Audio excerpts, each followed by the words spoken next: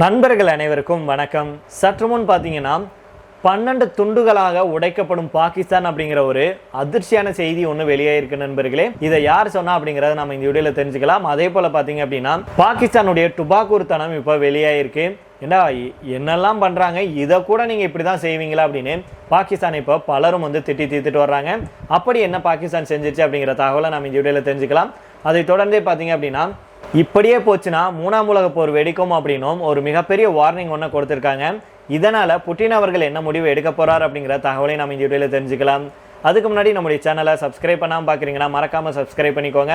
புதுசாக நம்முடைய வீடியோ பார்க்குறீங்கன்னா கீழே இருக்கும் சப்ஸ்கிரைப் பண்ணிட்டு தட்டி அந்த பெல் ஐக்கானை கிளிக் பண்ணிக்கோங்க. பாகிஸ்தானில் இப்போ பார்த்தீங்கன்னா பலுச்சிஸ்தான், கைபர் பக்துன்வா உள்பட பல இடங்களில் பொதுமக்கள் பாகிஸ்தான் அரசுக்கு எதிராக போராடிட்டு வர்றாங்க. இதனால் அந்த நாடு கொந்தளிப்புடன் இருக்குது அப்படின்னே சொல்லலாம்.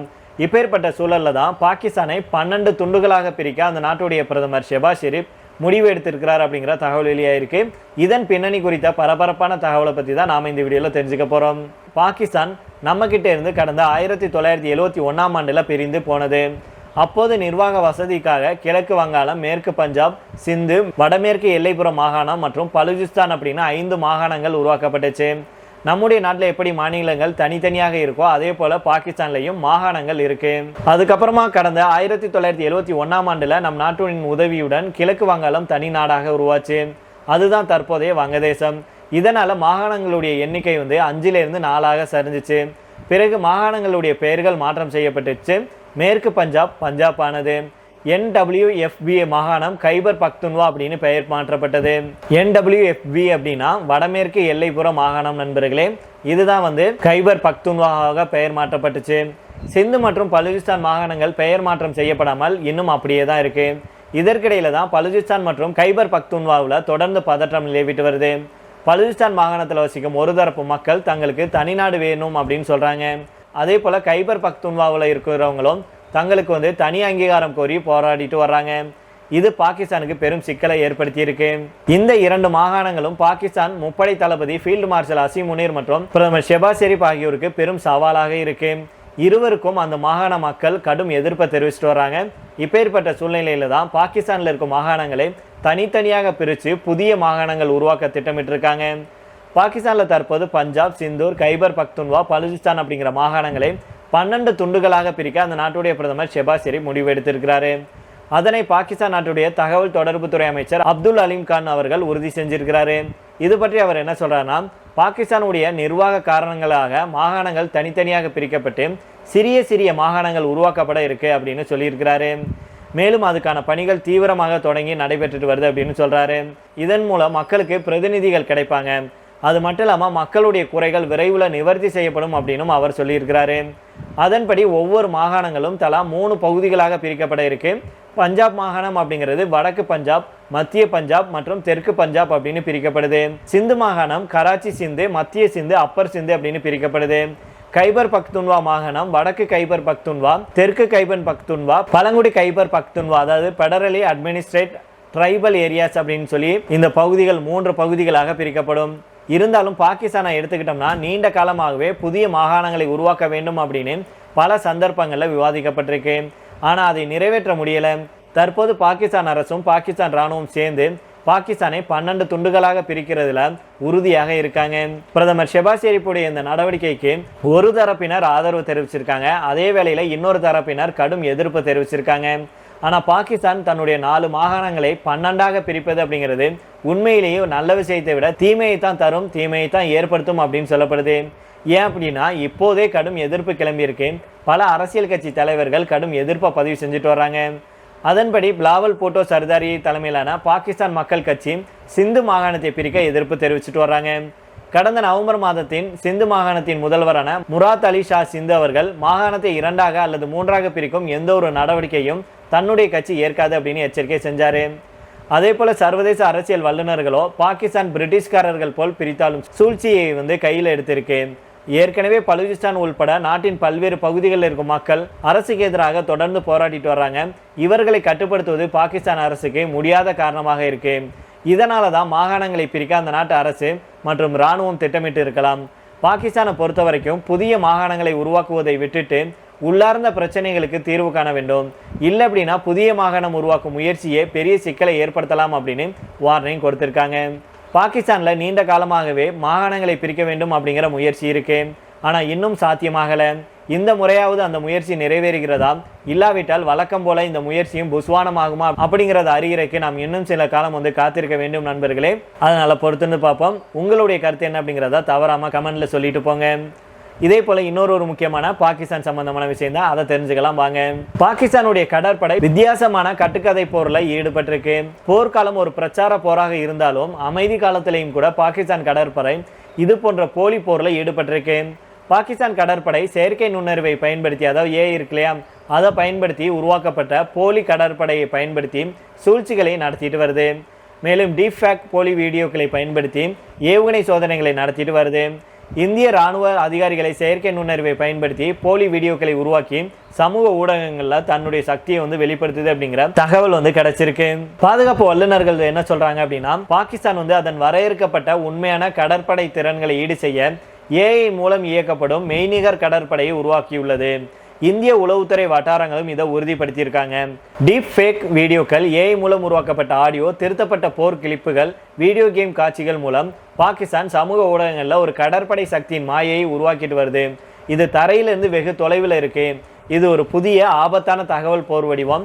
அங்கு உண்மையான கப்பல்களுக்கு பதிலாக டிஜிட்டல் மூலம் உருவாக்கப்பட்ட கப்பல்கள் போர் செய்வதாக காட்டப்பட்டிருக்கு. சமீபத்தில் பாகிஸ்தான் கடற்படை இந்திய கடற்படை தளபதி அட்மிரல் TK திரிபாதியை குறிவைத்து ஒரு ஏஐ டீஃபேக் வீடியோவை பரப்புச்சு. இந்திய அரசாங்கம் கடற்படை நடவடிக்கைகளை தடுத்ததாகவும் விமானப்படைக்கு பெரும் இழப்பை ஏற்படுத்தியதாகவும் குற்றம் சாட்டியதாக கூறும் ஒரு பதிவு சமூக ஊடகங்களில் வைரலாச்சு. ஆனாலும் இந்தியாவுடைய டீஃபேக் பகுப்பாய்வு பிரிவு நடத்திய விசாரணையில் இது பொய்யானது அப்படின்னும், விசாரணையில் இந்த வீடியோ ஏஐ பயன்படுத்தி உருவாக்கப்பட்டது, செயற்கை குரல்களை கொண்டிருந்தது அப்படின்னு கண்டறியப்பட்டது. பாகிஸ்தான் கடற்படை இது போன்ற நடவடிக்கைகளை மேற்கொண்டுட்டு வருவதாக இந்திய கடற்படை வட்டாரங்கள் தெரிவிச்சிருக்காங்க. இது நன்கு திட்டமிடப்பட்ட டீப் ஃபேக் நடவடிக்கை. இது ஏஐ வீடியோக்களால் ஒளிபரப்பாகி வருது. இது மக்கள் யதார்த்தத்துக்கும் மாயைக்கும் இடையில வேறுபடுத்தி பார்ப்பதை மிகவும் கடினமாக்குது. உதாரணமாக ஆபரேஷன் சிந்தூர் நடவடிக்கை என்பது பாகிஸ்தான் இது போன்ற நூற்றுக்கணக்கான போலி செயற்கை நுண்ணறிவு வீடியோக்களை வெளியிட்டாங்க. சமூக ஊடகங்களில் இந்திய போர்க்கப்பல்களை அழித்ததாகவும் இந்திய விமானங்களுக்கு பெரும் சேதத்தை ஏற்படுத்தியதாகவும் சொன்னாங்க. இருந்தாலும் தரைவழி மற்றும் அதிகாரப்பூர்வ அறிக்கைகள் அந்த மாதிரியான சம்பவங்களை உறுதிப்படுத்தவில்லை அப்படின்னு சொல்லியிருக்காங்க. இதுல சுவாரஸ்யம் என்ன அப்படின்னா, இந்திய கடற்படை அரபிக்கடல்ல தீவிரமாக செயல்பட்டு வருது. மேலும் ராணுவ நிலைப்பாட்டையும் வலுப்படுத்திட்டு வர்றாங்க. அதே நேரத்தில் பாகிஸ்தான் கடற்படையுடைய உண்மையான இருப்பு மிகவும் குறைவாகவே இருக்கு. பெரும்பாலான கப்பல்கள் கராச்சியை சுற்றி காணப்படுது. இது போன்ற போதிலும் எச்சரிக்கைகள் ஆன்லைன் பிரச்சாரம் மூலம் பாகிஸ்தான் ஒரு ஆக்ரோஷமான கடற்படை பிம்பத்தை வெளிப்படுத்த முயற்சி செய்யுது. இந்திய ராணுவம் மற்றும் விமானப்படை அதிகாரிகளுடைய போலி வீடியோக்களை பாகிஸ்தான் சமூக ஊடகங்களில் முறையாக உருவாக்கி பரப்பியிருக்காங்க. முன்னாள் ராணுவ தலைமை general Ved Prakash Malik, lieutenant general Manjinder Singh உள்பட பல உயர் அதிகாரிகளுடைய ஆழமான போலி வீடியோக்கள் சமூக ஊடகங்களில் பரப்பப்பட்டது. பின்னர் அவை முற்றிலும் போலியானவை அப்படின்னு அறிவிக்கப்பட்டது. ரஃபேல் போர் விமானங்கள், போலி போர் கைதிகள் மற்றும் போலி தாக்குதல் வீடியோக்கள் குறித்து முன்பு பரப்பப்பட்ட தவறான தகவல்கள் பாகிஸ்தானின் தகவல் போர் கோட்பாட்டின் ஒரு பகுதி அப்படின்னு இந்திய உளவுத்துறை வட்டாரங்கள் நம்புறாங்க. பாகிஸ்தான் கடற்படை உண்மையான போரை நடத்த முடியாது அப்படின்னாலும் சமூக ஊடகங்களில் செயற்கை நுண்ணறிவு போரை நடத்துவதில் அது திறமையானது அப்படின்னு பலரும் திட்டி தீர்த்துட்டு வர்றாங்க. இதை தொடர்ந்து கடைசியாக பார்த்தோம் அப்படின்னா, அமெரிக்க அதிபர் டொனால்ட் ட்ரம்ப் வெள்ளை மாளிகையில் செய்தியாளர்களிடம் நேற்று முன்தினம் பேசினார். அப்போது ரஷ்ய யுக்ரைன் போர் தொடர்ந்து நீடித்தால் உலகப் போராக மாறலாம் அப்படின்னு எச்சரிக்கை விடுத்திருக்கிறாரு. இது போன்ற சம்பவங்கள் மூன்றாவது உலகப் போருக்கு வழிவகுக்கும் அப்படின்னு அவர் சொல்லியிருக்கிறாரு. அதாவது ரஷ்ய உக்ரைன் போர் நேற்று இன்று துவங்கியது கிடையாது. 2014 பிப்ரவரி முதல் 2 நாடுகள் மத்தியிலான தாக்குதல்கள் தொடங்கி இன்னைக்கு போராக உருவெடுத்திருக்கு. யுக்ரைன்ல டிக்னிட்டி புரட்சி வெடித்ததுக்கு அப்புறம் ரஷ்ய ராணுவம் கிரிமியாவை ஆக்கிரமித்து தன்னுடைய நாட்டுடன் இணைத்து கொண்டது. இதைத் தொடர்ந்து டான்பாஸ் பிரதேசத்தில் ரஷ்ய ஆதரவு பிரிவினைவாதிகள் உக்ரைன் ராணுவ அதிகாரிகள் மீது போர தொடங்கினாங்க. இந்த தாக்குதல் கொரோனா தொற்று காலத்தில் அடங்கியது. ஆனால் 2022 பிப்ரவரி 24 அன்னைக்கு ரஷ்யா யுக்ரைன் மீது முழுமையாக படையெடுத்து 4 வருடங்களாக தாக்குதல்களை நடத்திட்டு வருது. இது ஐரோப்பாவில் நடந்த 2ஆம் உலகப் போருக்கு பிறகு நடக்கும் மிகப்பெரிய போராக இருக்கு. இப்போது ரஷ்யா யுக்ரைன் நாட்டின் பகுதியில் 20% ஆக்கிரமிச்சிருக்கு அப்படிங்கிற தகவலை சொல்லியிருக்காங்க. இந்த நிலையில தான் ட்ரம்ப் அவர்கள் வியாழக்கிழமை அப்போ செய்தியாளர்களிடம் பேசும்போது போரின் கொடூரத்தை விமர்சனம் செஞ்சாரு. ரஷ்ய யுக்ரைன் போரில் கடந்த மாதம் மட்டும் 25,000 பேர் இறந்திருக்காங்க.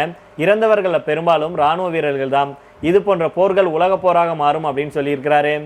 அமெரிக்கா இந்த போரை முடிவு கொண்டுட்டு வர்றதுக்கு ரஷ்ய யுக்ரைன் மத்தியிலான முக்கிய மீடியேட்டராக செயல்பட்டு வருது. ஆனால் ரஷ்யா மற்றும் யுக்ரைன் இருதரப்பும் பேச்சுவார்த்தையில் மிகவும் மெதுவாக இருக்கிறதுனால ட்ரம்ப் அவர்கள் விரக்தி அடைந்துள்ளதாக தெரிவிச்சிருக்கிறாரு. மேலும் வெள்ளை மாளிகையுடைய செய்தி பிரிவு செயலாளர் என்ன சொல்றாருன்னா, அதிபர் இருதரப்பு மீதும் கடும் கோபத்தில் இருக்கிறாரு. அவர் வெறுமனே பேச்சுவார்த்தை நடத்த விரும்பவில்லை அப்படின்னும், இந்த போரை விரைவில் முடிவுக்கு கொண்டுட்டு வர வேண்டும் அப்படின்னும், இந்த போர் 4 ஆண்டுகளாக நீடிச்சிட்டு வருது, இது ஐரோப்பாவில் பெரிய நெருக்கடியை உருவாக்கியிருக்கு அப்படின்னு அந்த செய்தி பிரிவு செயலாளர் சொல்லியிருக்கிறாரு. அதே வேளையில் ட்ரம்ப்புடைய அரசு தொடர்ந்து யுக்ரைனுக்கு ஆதரவாக இருக்க முக்கியமான காரணம் ஒன்று இருக்கு. அதாவது 2 நாடுகளும் செய்து கொண்ட தாதுக்கல் ஒப்பந்தம் தான். இந்த ஆண்டு ஏப்ரல் மாதம் ரஷ்யாவை எதிர்த்து போராட அமெரிக்கா யுக்ரைனுக்கு செய்த செலவுகளை ஈடு செய்ய அந்த நாட்டில் இருக்கும் லித்தியம், டைட்டானியம், அரிய உலோகத்தை பெற ஒப்பந்தம் செஞ்சிருக்கு.